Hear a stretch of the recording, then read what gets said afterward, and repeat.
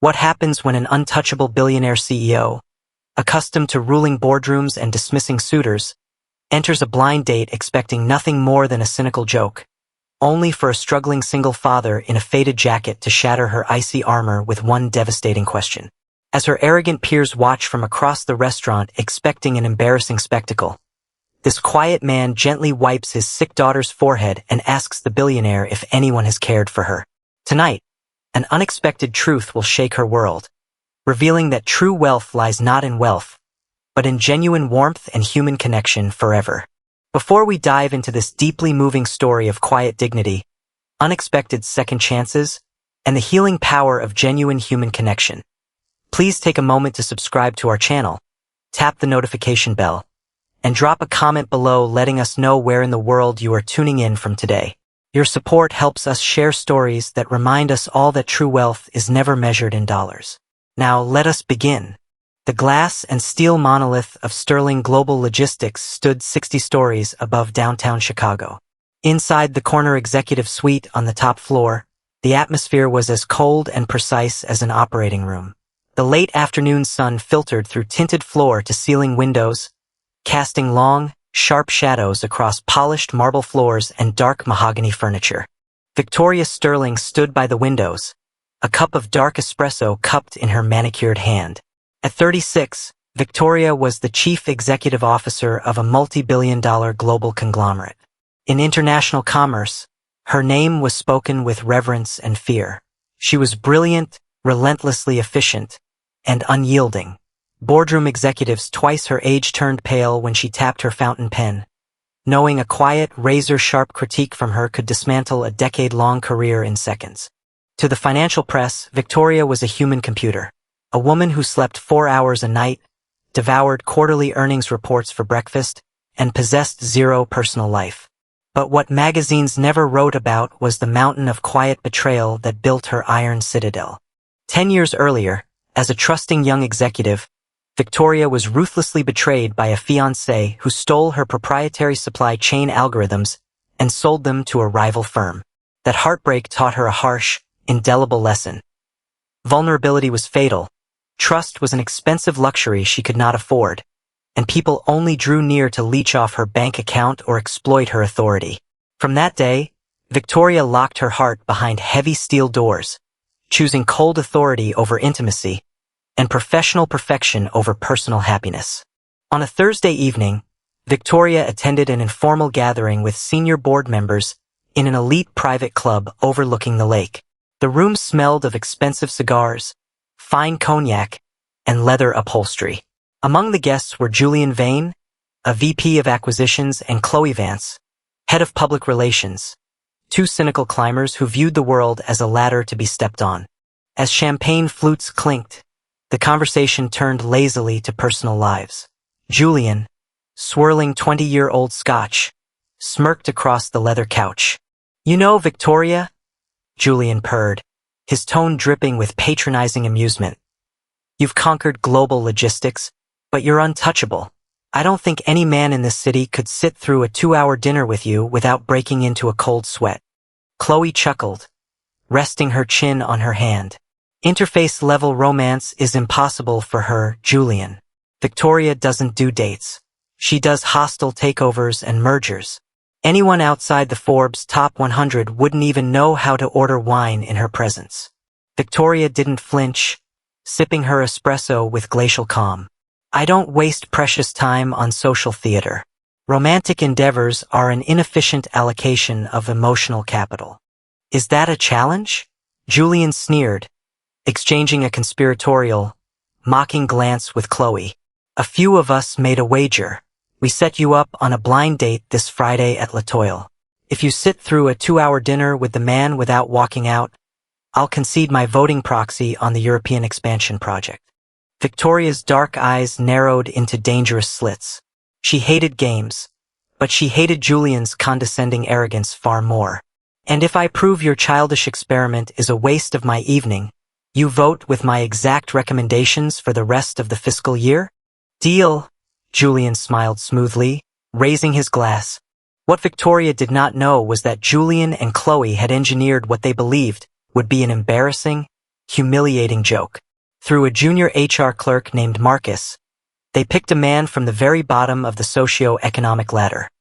A struggling, working-class single father. To Julian and Chloe, it was a hilarious social experiment, forcing their elitist CEO to sit across from an hourly laborer who couldn't tell a caviar spoon from a butter knife.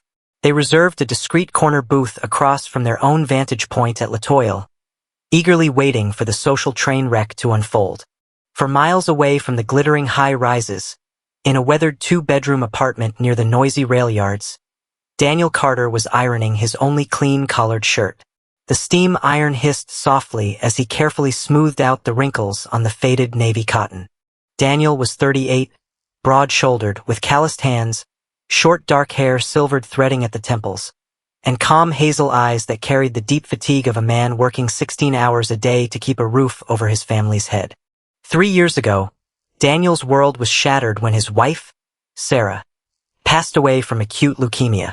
The long illness wiped out his life savings, leaving an avalanche of medical debt and a heartbroken 6-year-old daughter named Lily. Daniel never complained. He worked a grueling day shift at a heavy equipment supply warehouse, lifting steel crates and managing inventory, and spent his late evenings doing freelance floor plan drafting for local businesses. He lived on simple vegetable soups so Lily never lacked fresh fruit, warm winter coats, or watercolor paints. Every coin he earned was dedicated to giving his daughter a safe, gentle childhood. His college acquaintance Marcus had called him 2 days earlier. Marcus, unaware of Julian's cruel prank, genuinely thought he was doing Daniel a favor. "Daniel, listen," Marcus had urged over the phone. "She's a senior executive. She's intense, but she's looking for someone grounded. Just go to dinner at Latoile. It's a free high-end meal, and maybe she can connect you with better logistics drafting work." Daniel had hesitated, looking down at his scuffed leather work boots near the door. "Marcus, I don't belong in a place like Latoile. Those places are for people with silk ties and expense accounts." "Just go, man," Marcus pleaded. "Be yourself. You're an honest guy." On the evening of the date, disaster struck. His elderly neighbor, Mrs. Gable, who usually watched Lily for a few hours, came down with a sudden fever. To make matters worse, Lily developed a raspy cold and a dry cough. Daniel reached for his phone to cancel, but Marcus sent an urgent text. "She's already on her way. Do not blow this off, Daniel. She's a major player." Faced with no alternative, Daniel knelt beside his daughter on the faded rug. Lily, svetpea. "Dad has to meet someone for an hour for a potential work project. Can you be my super quiet assistant and come with me?" Lily blinked her big, dark chestnut eyes and nodded bravely, clutching her bright pink canvas backpack filled with coloring books and crayons. At 7:15 p.m., Daniel walked into Latoile. The restaurant was a temple of quiet luxury. Soft piano music echoed off cream linen tablecloths. Crystal chandeliers cast warm golden light, and waiters in tailored tuxedos moved with silent efficiency. Daniel felt instantly out of place in his faded collared shirt, dark jeans, scuffed boots, and a pink unicorn backpack hanging over his broad shoulder. The maitre d' looked at Daniel with visible disdain, scanning his casual attire. But before he could speak, Victoria Sterling walked through the entrance doors. She wore a flawless cream and charcoal suit, carrying an alligator skin briefcase. The maitre d' bowed instantly. "Ms. Sterling, your table is ready." Victoria swept past the host, scanning the dining room until her sharp eyes landed on Daniel. She paused, taking in his appearance. The faded cuffs, calloused hands, scuffed boots, and the pink backpack. She realized immediately this was Julian's cynical joke. Looking toward the secluded corner flutes, she caught sight of Julian and Chloe holding champagne, watching with suppressed laughter. Victoria's jaw set into iron. She was tempted to turn around and leave, but a deep, ferocious pride flared within her.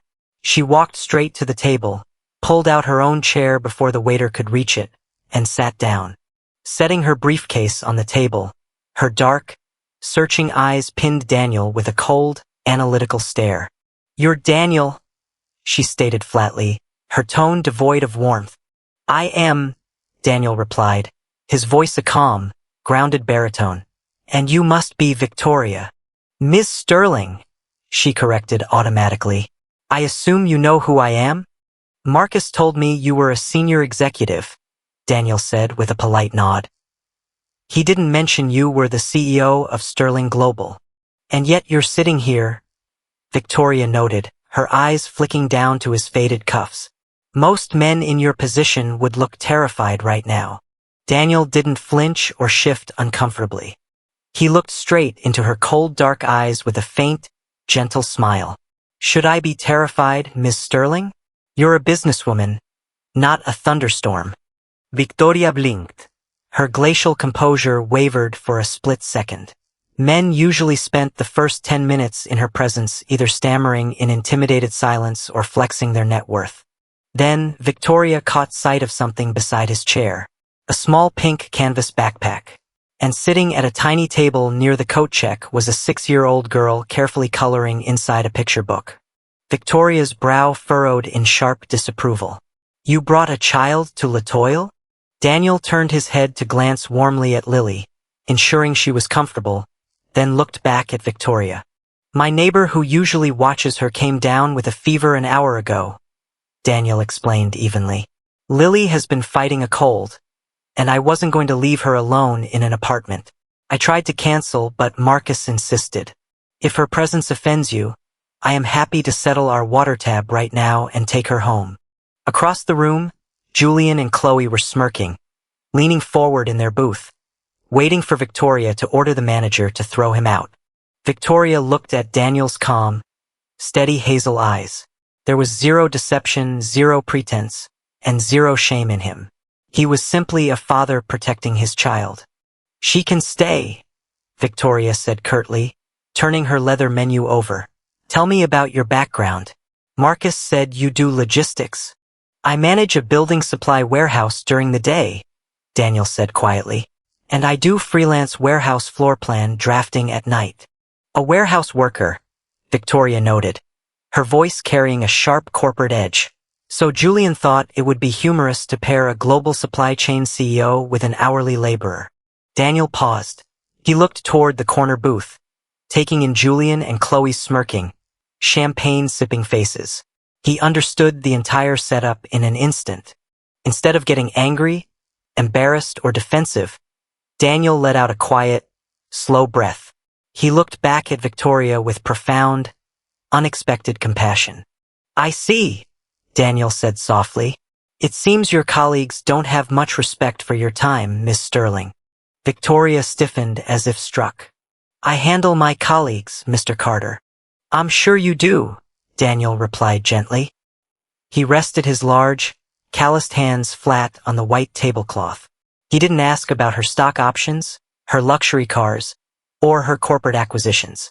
Instead, he looked closely at the dark, exhausted circles beneath her eyes and the rigid tension locked in her shoulders. Ms. Sterling, Daniel asked softly, his tone dropping into a warm, sincere register. When was the last time someone asked if you were okay? You don't know me, Victoria snapped, her dark eyes flaring with guarded hostility. No, I don't, Daniel agreed softly. But I know what bone-deep exhaustion looks like. I see it in the mirror every single morning. And right now, you look like a woman who has been carrying a mountain on her shoulders for 10 years without a single break. Victoria felt a sudden, terrifying crack in her iron armor. For 10 long years, everyone had approached her with an agenda, wanting her money, her influence, her approval, or her downfall. Nobody had looked at her face and simply seen her exhaustion. Before Victoria could process the emotion, a sharp, raspy cough echoed from the coat check area. Daniel stood up immediately, walking quickly to his daughter. He knelt on the carpet, pulling a small water bottle from the pink backpack. He gently supported the little girl's back as she drank, wiping her forehead with a napkin, whispering soothing, quiet words until her breathing calmed. The tenderness in his hands was mesmerizing. It was a brand of love Victoria had forgotten existed, unconditional, patient, and self-sacrificing. Victoria slowly stood up from the table and walked over to the small chair near the coat check.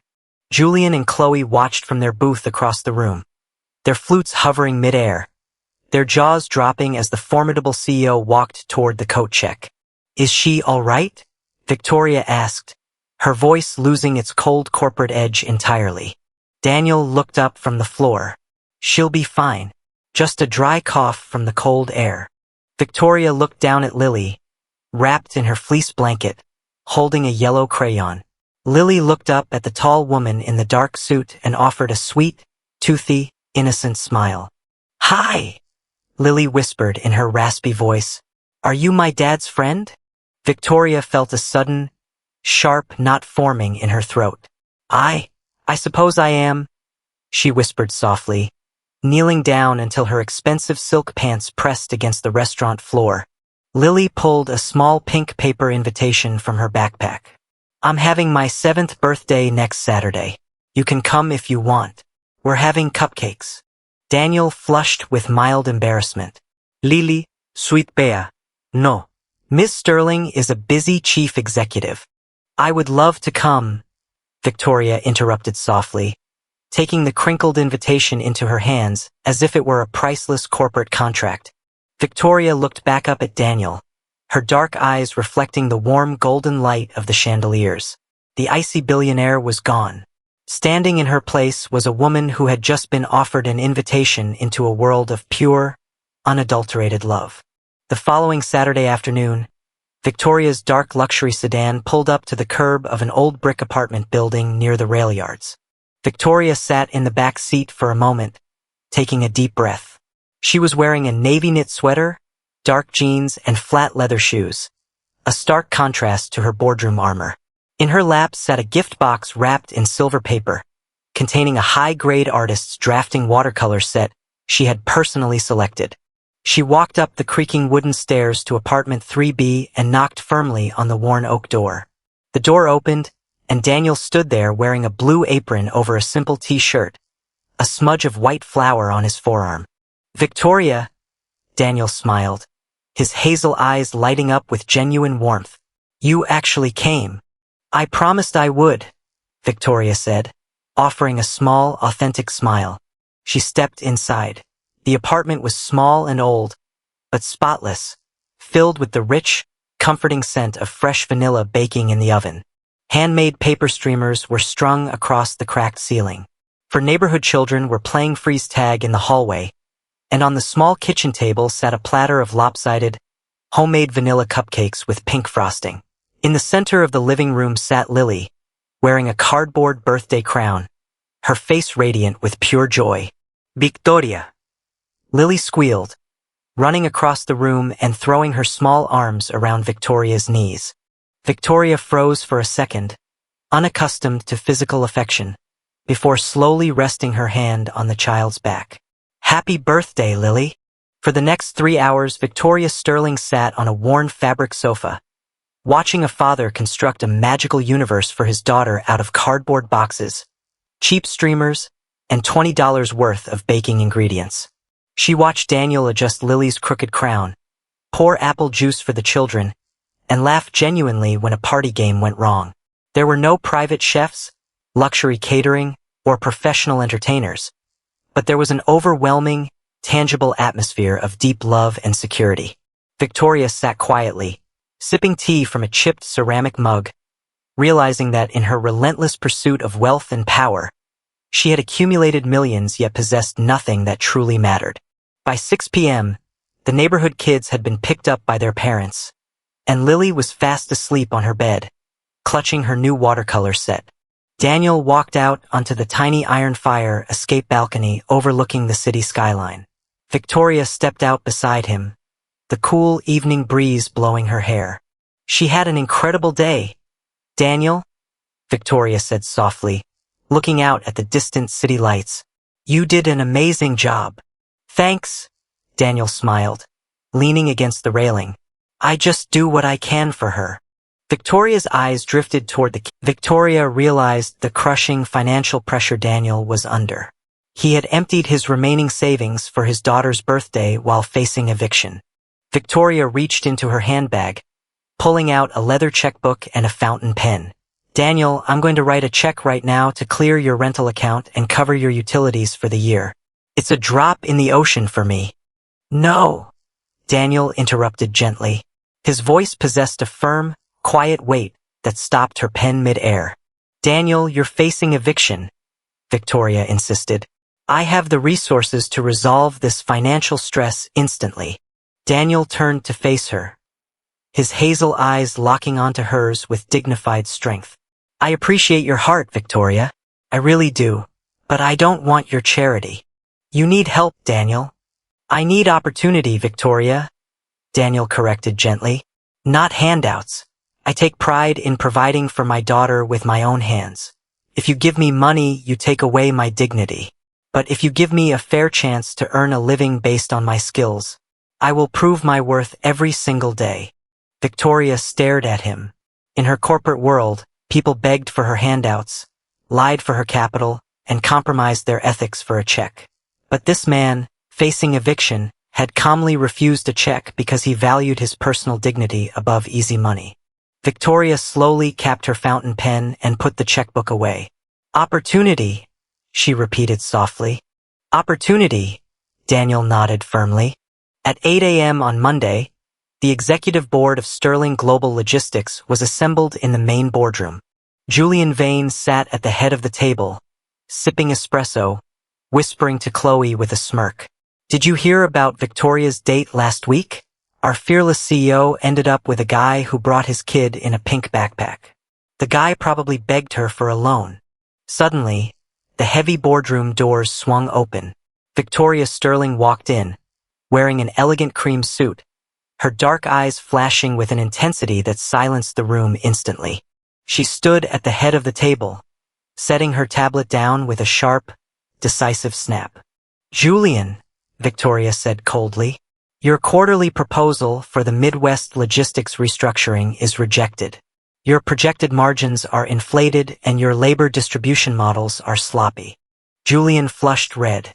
Victoria, that proposal took my team 3 months, and it took me 10 minutes to realize it was incompetent. Victoria cut him off cleanly. Furthermore, we are creating a new position today, Senior Regional Operations Facilities Supervisor. Chloe raised her hand hesitantly. Who is being appointed to this role? His name is Daniel Carter, Victoria stated flatly. Julian stood up, his face contorted in disbelief. Daniel Carter, that's the guy from Friday night. He's a blue-collar laborer with zero corporate connections. Victoria walked down the length of the table until she was standing inches from Julian. Mr. Carter has spent 15 years working on the concrete floors of heavy logistics warehouses. He understands floor plan drafting, inventory flow, and labor efficiency better than anyone sitting in this room wearing a $3,000 suit.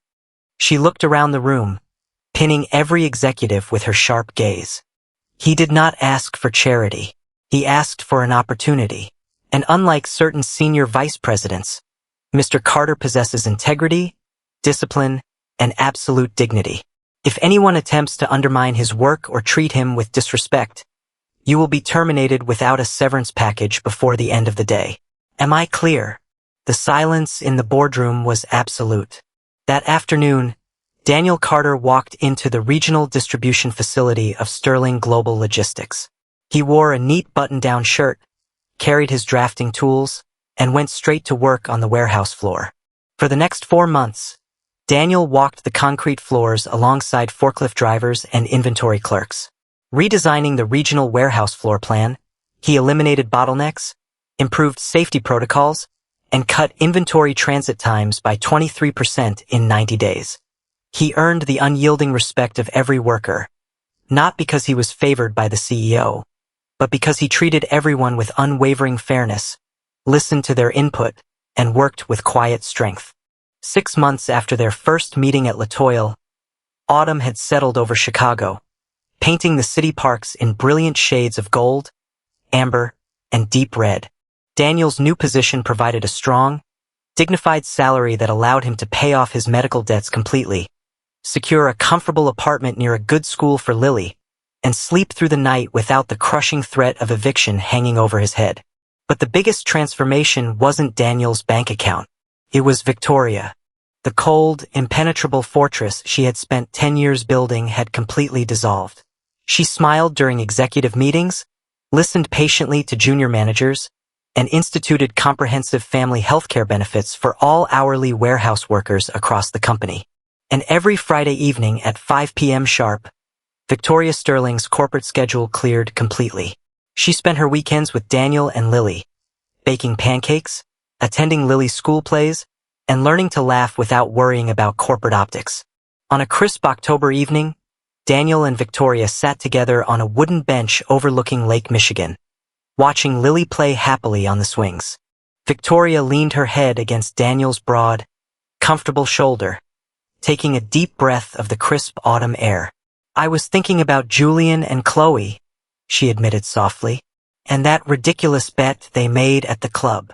Daniel chuckled softly, his fingers tightening gently around hers. "They thought setting you up with a broke single dad would ruin your reputation." Victoria turned her face up, her dark eyes shining with radiant, genuine love. "They thought they were setting me up with a nobody," Victoria whispered softly. "They had no idea they were giving me the only thing my life was missing. They thought they were playing a cruel joke. But they gave me a family." Daniel looked at her, not as a billionaire CEO, but as the brilliant, tender woman who had opened her heart to love again. He gently cupped her cheek with his rough, calloused hand and kissed her softly beneath the falling golden leaves. True generosity is never measured by the size of a bank account or the power of an executive title. It is forged through quiet dignity, integrity of character, and the courage to open your heart to others. Julian and Chloe thought they were orchestrating an embarrassing joke, but their prank revealed a profound truth. Behind every untouchable wall is a human heart waiting for understanding. Thank you for joining us for this heartwarming story today. If Daniel's unwavering dignity and Victoria's inspiring transformation touched your heart, please like this video, subscribe to our channel, and turn on the notification bell so you never miss an uplifting story. We would love to hear your thoughts in the comments below. Have you ever seen an unexpected moment of genuine kindness completely change someone's life? Take care, treat everyone you meet with dignity, and we will see you in the next story.